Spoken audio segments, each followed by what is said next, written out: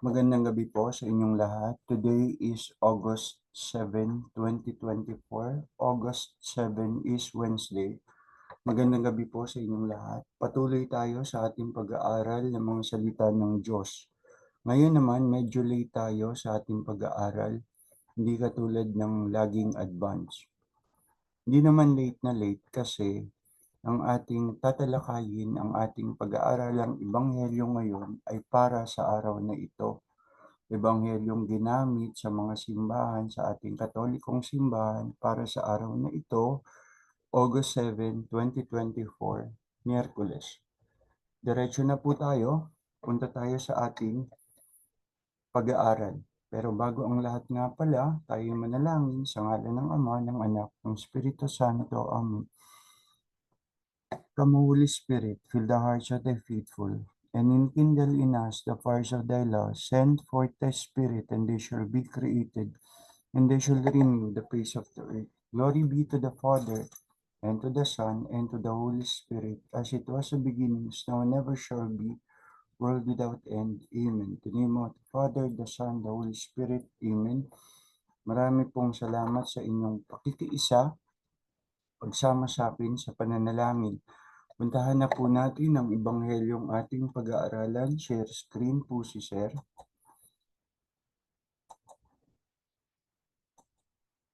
Okay, ito po ang ating Ebanghelyo para sa araw na ito, August 7, 2024. Ang ating Ebanghelyo ay hango mula sa aklat ni San Mateo, Kabanata 15, mga talata 21 hanggang 28.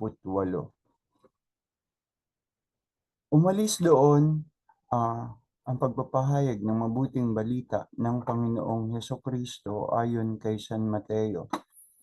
Umalis doon si Jesus at nagpunta sa lupaing malapit sa Tiro at Sidon.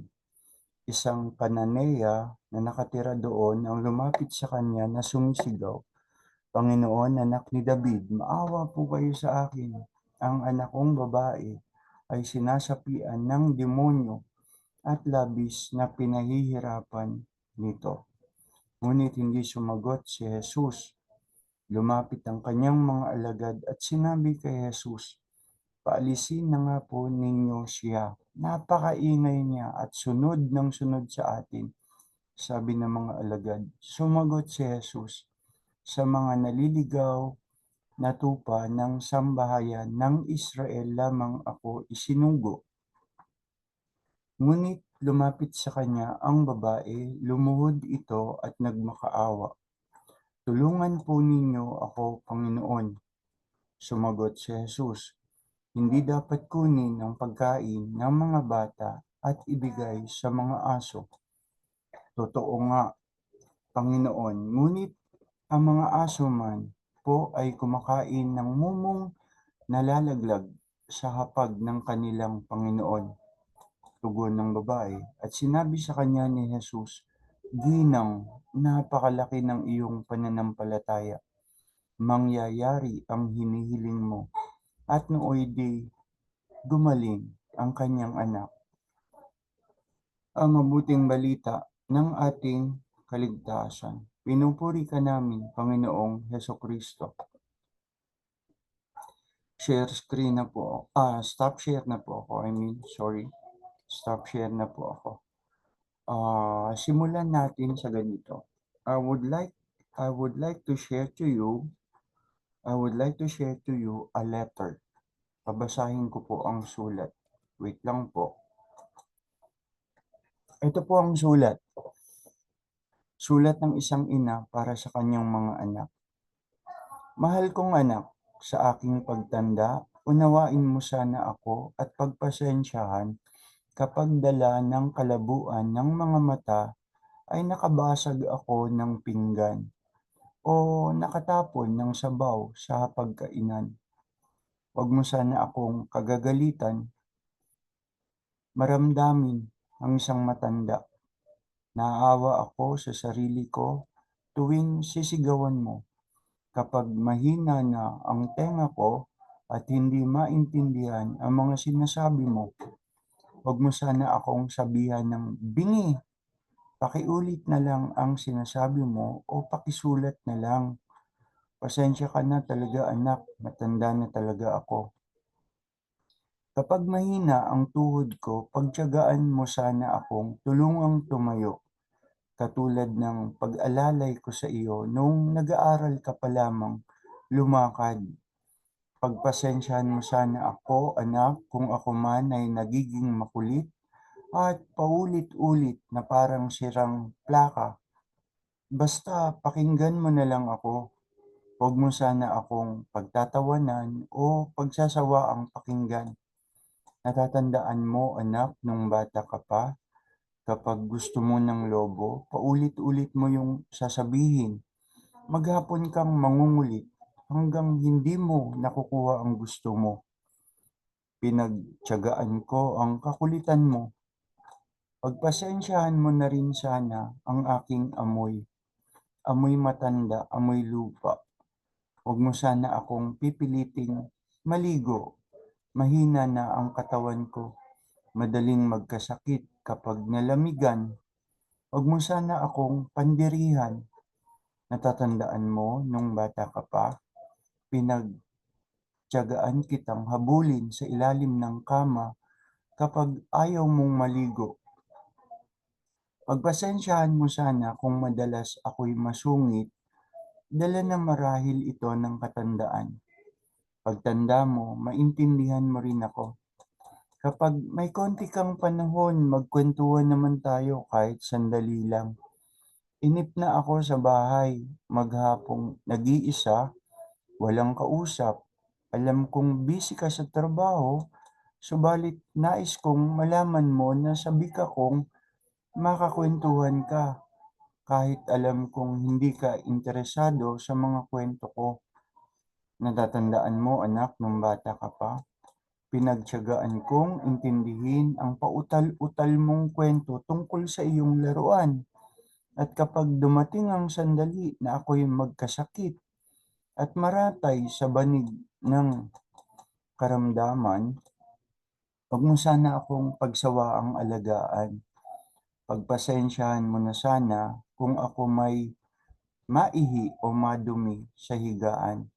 Pagtiyagaan mo sana akong alagaan sa mga huling sandali ng aking buhay. Tutal hindi naman na ako magtatagal. Kapag dumating ang sandali ng aking pagpanaw, hawakan mo sana ang aking mga kamay at bigyan ng lakas ng loob na harapin ang kamatayan. At huwag kang mag-alala, bago ko ipikit ang aking mga mata, ipapanalangin ko sa may kapal na pagpalain ka sana dahil sa naging mapagmahal ka sa iyong ama't ina. Nagmamahal ng lubos ang iyong nanay.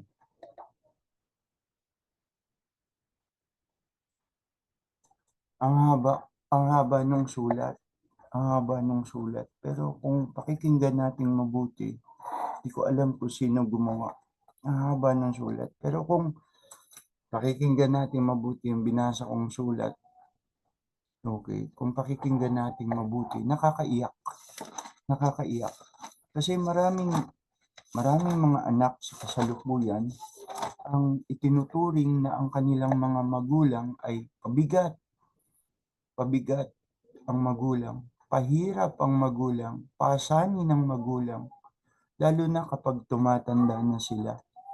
Nuisance. Nuisance. In English, nuisance. Pabigat, pahirap, pasanin. Kung titignan natin ang talata 23 ng ating ebanghelyo, balikan po natin. Kung titignan natin ang talata 23, ulitin ko pong basahin. Ngunit hindi sumagot si Jesus. Lumapit ang kanyang mga alagad at sinabi kay Jesus, "Paalisin na nga po ninyo siya, napakaingay niya at sunod ng sunod sa atin." Nakita niyo kung paano tinrato ng mga alagad ni Jesus yung babaeng desperadong nangangailangan, desperately in need, na tulungan ni Jesus. Parang naging tingin nila na makulit, pabigat. pasanin, pahirap, nangungulit, nangungulit. Pero anong aral? Sa kabila ng maraming ganito, parang discouragement, kahit si Jesus nagsabi, okay? Parang balikan natin na kahit si Jesus nagsabi, sabi niya, sa mga naliligaw ng tupa ng sambayanan ng Israel lamang ako isinugo. Okay? Hindi dapat kunin ang pagkain ng mga bata at ibigay sa mga aso. Mga kapatid, hindi po ito point na hinihiya ni Jesus yung babae. Okay? O what? Yun, hinihiya, ipinahihiya. Nagsasabi lang ng totoo si Jesus. Yun naman ang kanyang misyon para sa sambayanan ng Israel, sa bayang pinili. But later on, kung babasahin natin ang Biblia, nagbabago ba ang isip ng Diyos? Tanong natin, nagbabago ba ang isip ng Diyos? Sa tingin ko, opo, nagbabago ang isip ng Diyos. Maring sa simula, ang misyon ni Jesus para sa mga nawawalang tupa na sambayanan ng Israel. Kung titignan natin ang lumang tipan, nagbago ang isip ng Diyos. Halimbawa, doon sa nangyari kay Propeta Jonah, nangaral si Propeta Jonah sa utos ng Diyos para sa mga Ninibe at nagsisi ang mga taga Ninibe na si Jonah sa Panginoong Diyos. Yan na nga ba sinasabi ko, Panginoon eh. Alam ko ikaw ay mabutit mahabagin. Okay? Parang gusto ni Jonah na ituloy ng Diyos ang parusa sa Ninibe. Pero nagbagong isip ang Diyos na makita ng Diyos na ang mga taga Ninibe nagsisi sa kanilang mga kasalanan sa pangangaral ni Jonah. Kaya yung tanong, nagbabago ba ang isip ng Diyos? Nagbabago po ang isip ng Diyos. In this case, si Jesus, itinuturing niya na yung babae labas sa bakod, labas sa sambayanan ng Israel, taga-Kanaan, okay, Kananaea, labas sa bakod ng Israel, kung saan siya unang isinugo ng Ama. Pero maaring sa kalaunan, kung babasahin natin ang buong Biblia, nung sinabi ni Jesus, nung paakyat na siya sa langit, okay, preach the gospel, the good news, the kingdom of God to all nation. To all nation na ha, to all nation. So hindi na dun lang sa bakod, sa loob ng bakod ng Israel. So God's love, God's mercy transcends, lagpas sa lahat ng mga boundaries ng bawat bansa. Transcends all boundaries of nations, of race. So ang Diyos natin, Diyos ng ating sanlibutan, Diyos ng mundo. Hindi na naging Diyos lang ng Israel. Hindi na naging Diyos lang ng bayang pinili. Yan ang isang aral na pwede nating makuha. Nagbabago ba ang isip ng Diyos? Oo, makasalanan ka ngayon. Karapat-dapat ka sa parusa, ngunit nagsisikat, nagbagong loob. Baka ang parusang nakalaan dapat sa'yo, okay, hindi na ibigay sa'yo o hindi na talaga ibibigay sa'yo dahil sa pagbabago mo ng iyong buhay. Ganito nangyari sa mga taga-Ninibe. Ganito nangyari sa mga taga-Ninibe. At yung relasyon ng sulat na binasa ko dun sa ating ebanghelyo, huwag nating ituring na pabigat yung mga taong lumalapit sa atin na nangangailangan ng tulong. Okay, makulit sila, paulit-ulit sila, lalo na sa mga nanghihingi ng tulong.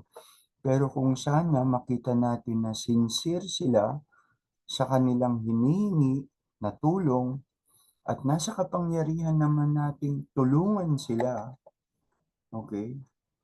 Nasa kapangyarihan natin. Ibig sabihin, may capacity tayo para tulungan sila. Huwag nating ipagkait. Huwag nating ipagkait ang tulong.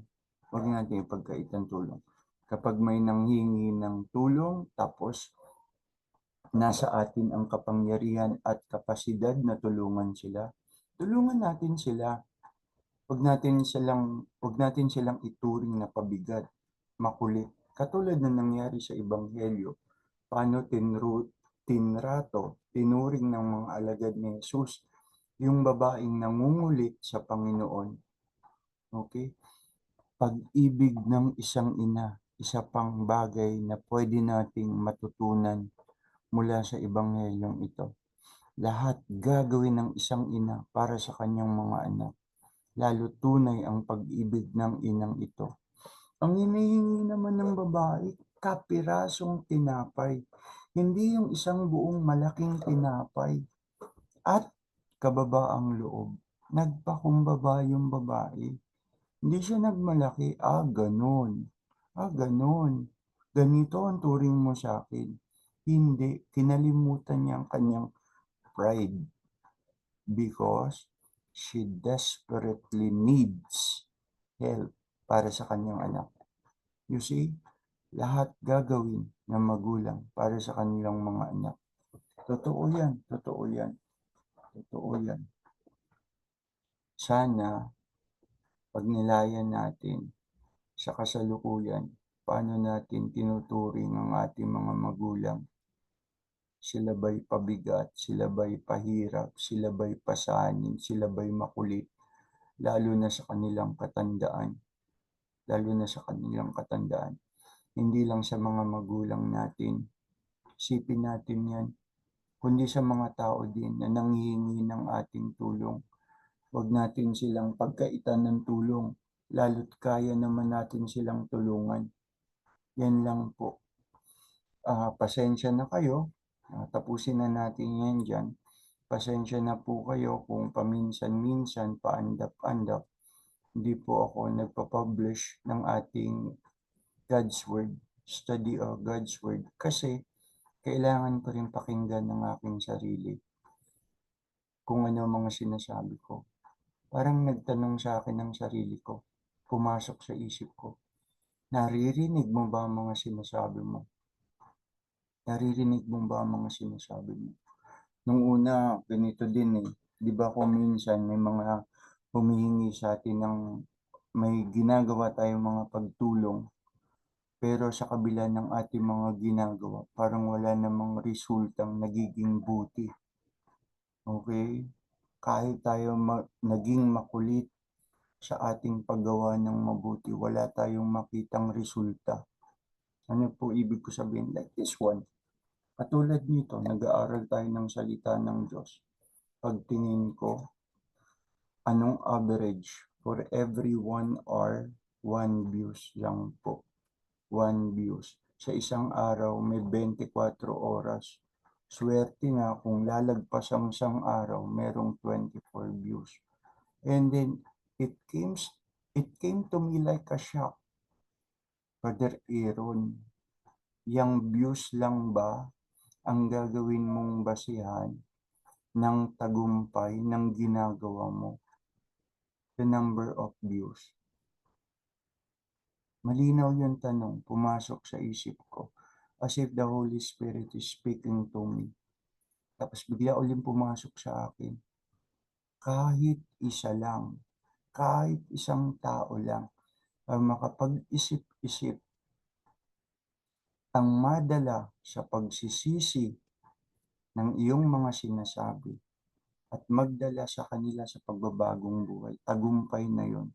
Kahit isa lang, yung 17 views, malaki na yon. 1 views, huwag kang maging grandeur. Huwag kang maging grandeur.